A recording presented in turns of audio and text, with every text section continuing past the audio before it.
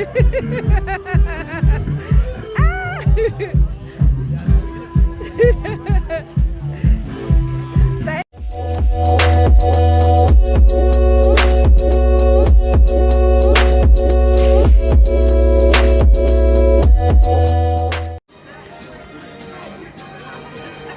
go.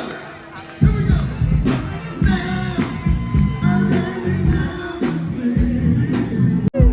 Oh, that was pretty cool.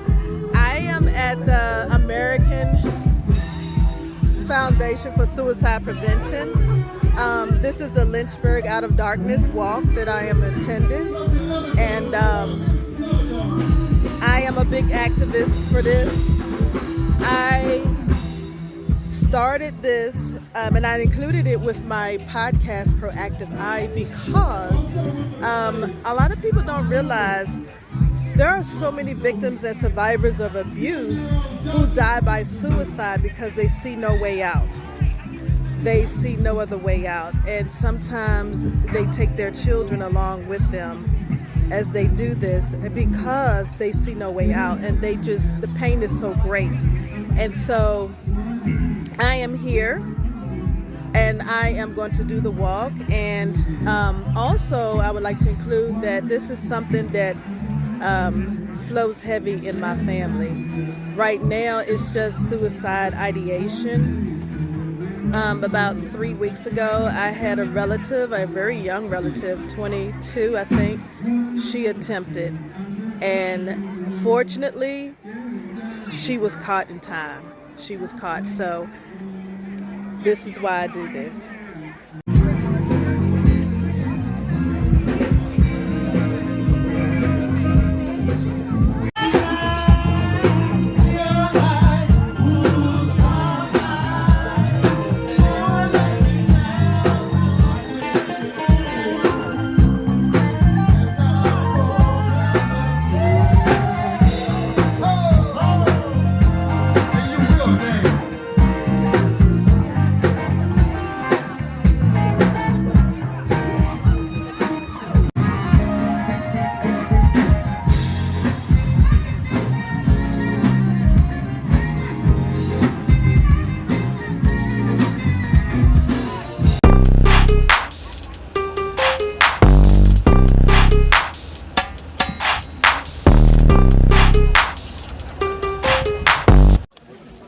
Okay. How far did we drive? I went to the 1 mile mark and we're on our way back. So it's 2 miles altogether, as we normally do. So I just turned around and I'm on my way back. You took my spot. Sorry, y'all. Okay, so I made it back. That was emotional. Got my Prince earrings. These are Tony Daly. These are from her site, TonyDaly.com. She makes these. Yeah, that was emotional. So I talked to someone, this lady, she and her husband started a support group for survivors of suicide. And especially since there were so many people in my life, starting when I was in the 10th grade. That was my first experience with suicide. At that time in the 80s, they didn't really talk about it. It wasn't talked about like it is now. There was not a lot of advocacy going on. And so I'm extremely glad that they do that now. And because now I can get some support. I know where to get the support. Where in the world? I know where to go get the support that I need. And so I can grieve the way I need to instead of having it packed in, because it's there in past memory, because this happened in my past, and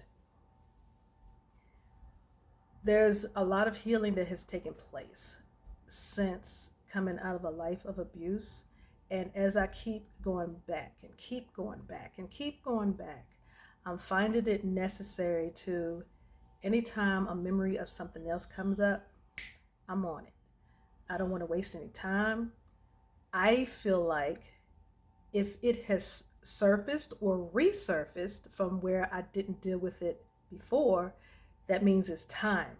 So I waste no time. I have a call to action for my healing process. So as soon as it comes up, I'm on it. I find who I need. And so I talked to this lady where they have a support group for us in this area, and it's a 8-week training process for you to go through this grieving. And I'm gonna do it. And I texted some of my family members to let them know about it. So if to give them time to think, if they, we want to make this a family thing, whether they choose to or not, I'm doing this. I'm gonna do this because I'm important, and I need this because I don't want any stumbling blocks to my healing process. So yeah, that was a much needed process. I choose to do this every year, not just for myself, but to, being supportive of others who show up. I have friends who meet me there. It's always a win when you're not alone. It is.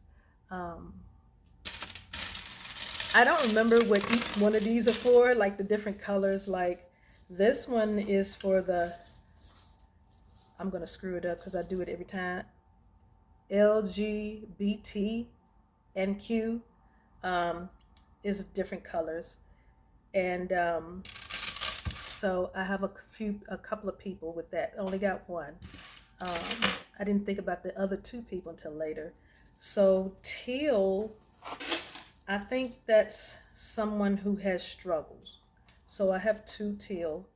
Then the purple, I think the purples are all the ones people who actually died by suicide. And for me, is 3 males and 1 female. And then recently, a very young cousin in her early 20s attempted suicide. She was not successful. I'm so grateful. She was caught in time. 2 people walked into her room and they caught her in the nick of time. But for the others, I do it in their honor. And there's a lot of people, you meet so many nice people, and sometimes somebody just walk up to you, they boohoo and they crying, they just walk up to you, start hugging, and it's just a thing. It's just a whole healing process for everybody. You don't have to know anybody. Everybody is feeling loss. Everybody is grieving.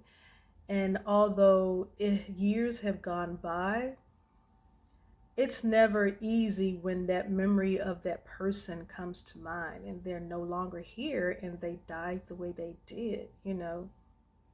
I'm not angry. I don't think I've experienced angry. I think when I did experience angry when it came to suicide, it had more to do with me not knowing what to do, or, if I had known the signs and I could have helped them. That is where my anger was, not that they left. Because I understood. Once I found out why and what they were dealing with, I understood. I understood. Some people can handle those things, some people cannot.